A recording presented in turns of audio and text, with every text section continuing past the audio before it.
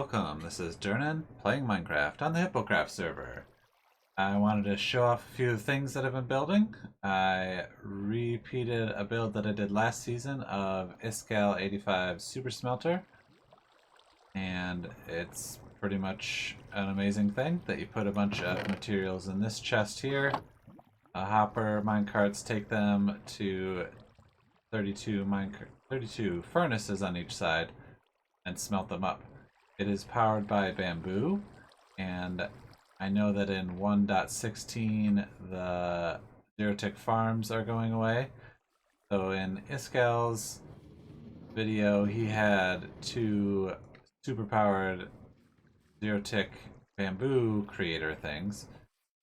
Instead, I went with this, which is there's a flying machine up there, and I'll walk up there.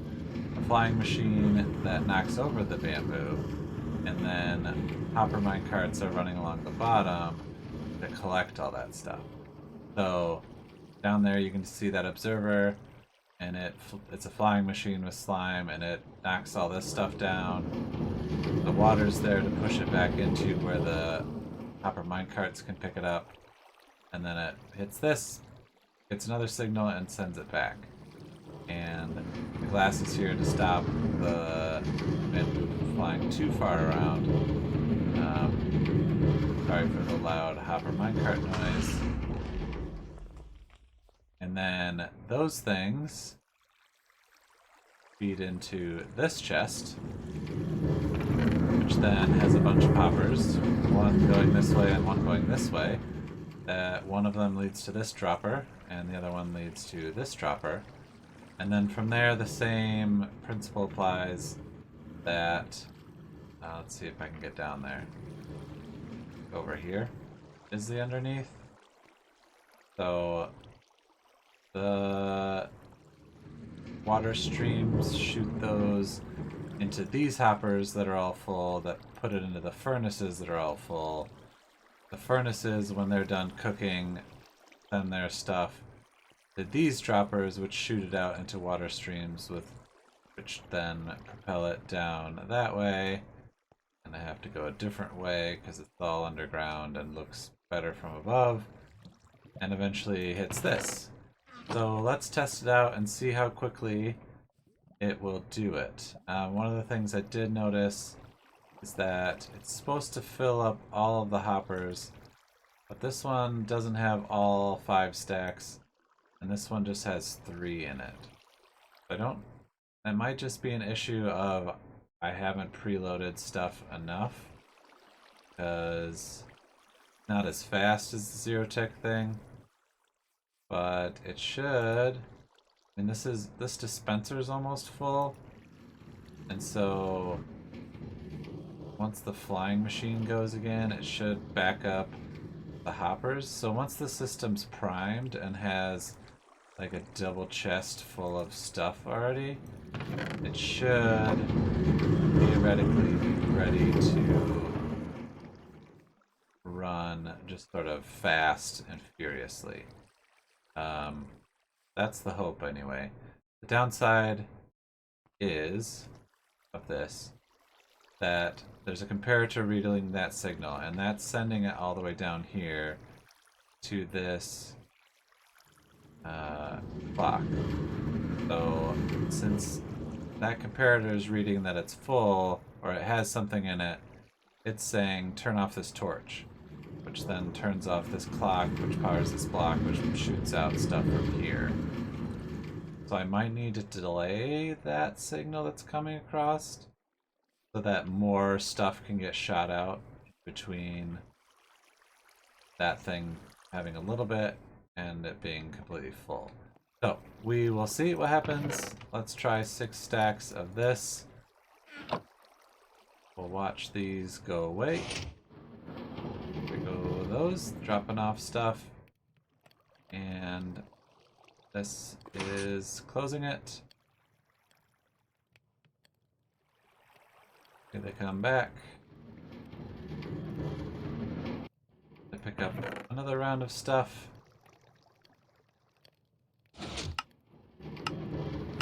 And now I'm hearing droppers below. already shooting out the finished stone. So the stone should be flying into this chest pretty soon. I hope, anyway. Alright, so I'm gonna have to adjust these timings, but I think it's okay.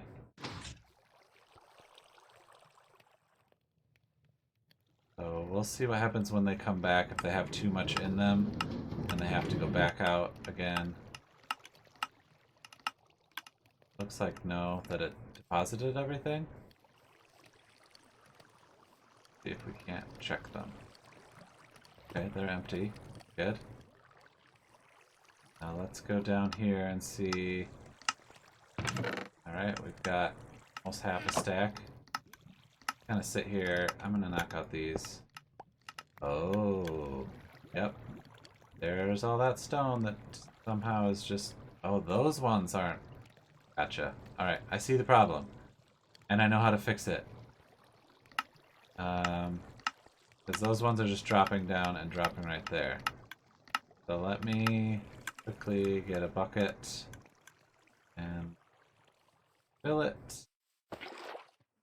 Good thing I tested it here with you guys watching. Alright. Then put that there. Good, push them all past that hopper. And in the... Put that back. Okay, let's go get another bucket of water. I might just need to extend this underground part so that they can fly farther. Oops. I wanted that. Probably in somewhere. You. That. That blocks off that water. Now all this stone should be flying in just pretty freely. I think there was one that got stuck. But yeah, oh, a lot got stuck. I'm gonna get...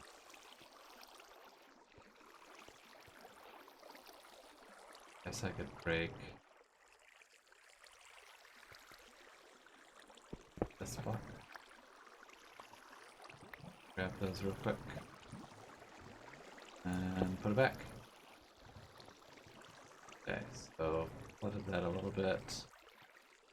But let's put those back in, and good test of the system. First time sending that through. Let's see if we got all 6 stacks of stone. Look at that, 6 stacks of stone. Alright, let us do 2 stacks of stone and see if we can get some smooth stone from these.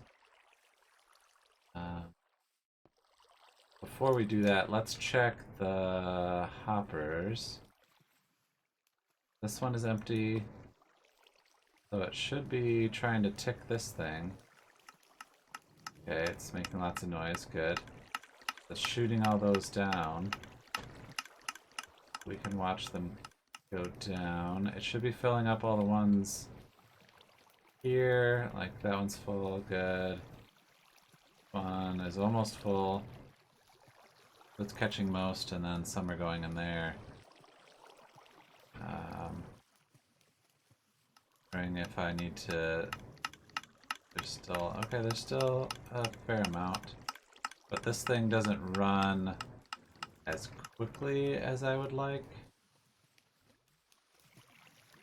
But, I mean, we're down to here. One's almost full. Downside is as soon as something goes into here, it seems to stop the dropper. Alright, I'm gonna hold off on testing the smooth stone, and let's jump over to the next project. Right over there. Whoa, okay, here I am, over here, jumped over here. I decided to move the TNT destroying cobblestone thing over to where my city base is gonna be. To keep it out of the way of the construction build, and I will hopefully next episode head into the end cities and get more shulker boxes so I can have a whole bunch that I can just fill up with Fill up a couple with cobble, fill up a couple with smooth stone, and all the different stone types that we can make over there. It's the same design. I did add a glowstone there to stop the TNT from not falling directly, and expanded the box that it falls in.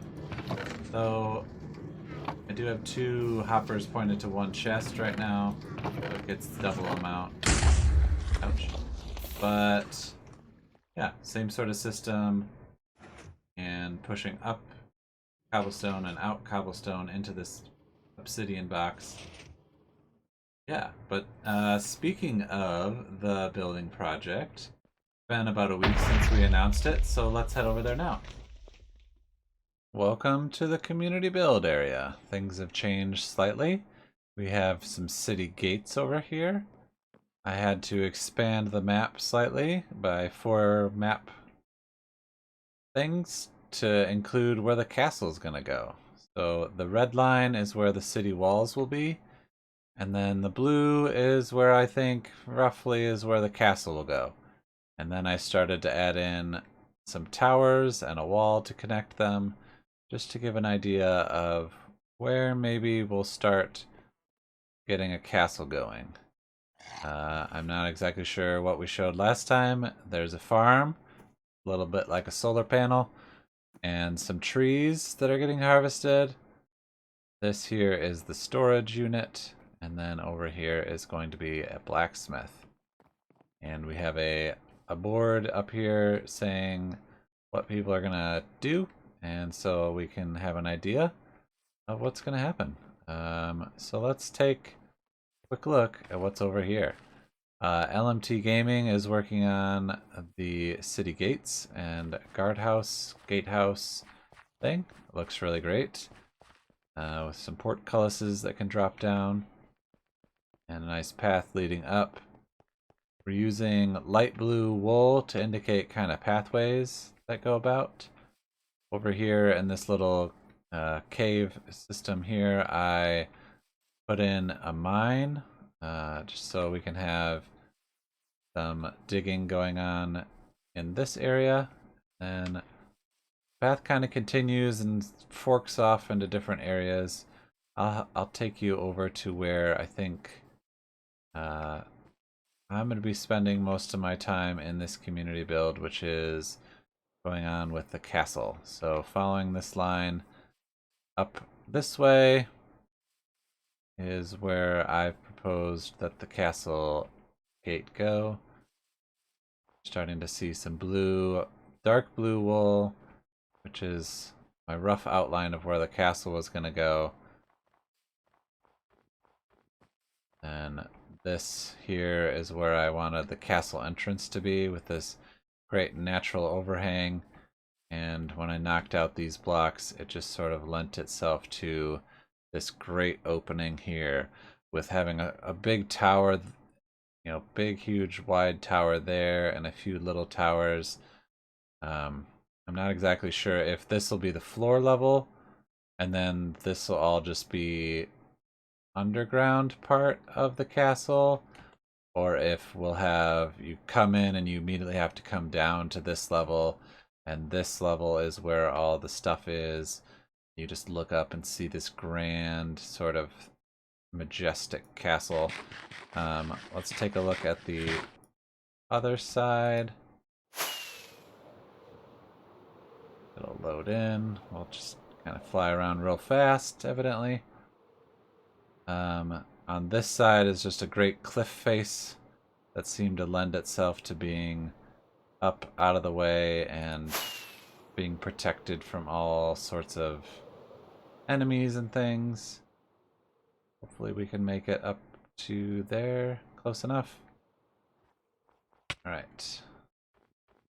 And this is the big castle tower with a llama up here. Kind of can see for a long ways as far as the server render distance will go. This is a huge plain biome that stretches out that way, and maybe have another castle or city entrance over here.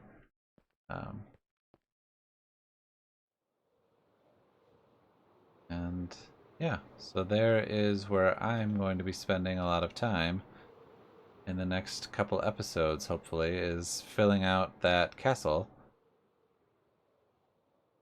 I'll hopefully also be able to give you updates on the city build and how it's going. And I will say that is the first time I've ever flown through there and not smacked into the portcullis. Much safer to go around all that, but I'm sure city walls will come in soon.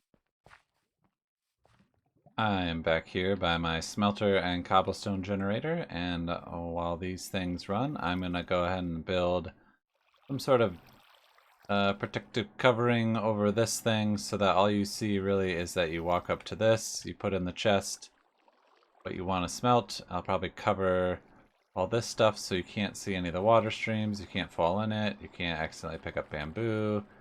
And then down here, I'm debating between having the water stream continue and then having a dropper vader just send all the stuff up to a chest that's up here, or just leaving it how it is but move it back a bit. Yeah, so I'm gonna quickly throw this together and then I'll bring you back. And here's maybe an hour of working on filling in the grass and dirt over here and adding in a sort of cover here. I do like the redstone showing up on this sort of hill that just kind of encompasses where the smelter lives, and then the front face of this just being kind of a big stone brick thing. When I get some cool lighting blocks, maybe some glowstone or sea lanterns, I'll add those for some accent, but I don't have any sea lanterns at the moment. You can kind of see in, I put in almost 17 stacks of cobblestone just now, so we'll see how well that works. I don't think that all of the hoppers were full. This thing doesn't seem to keep up. It might be that I need to run it a while not having the smelter going. I did add one of these on each side, little trapdoor things, so I can look in and be close, see if anything is wrong, and can click on hoppers and see if they've got stuff in them still, and then click and you pop up. What that looks like in F5 mode is you kind of go swimming.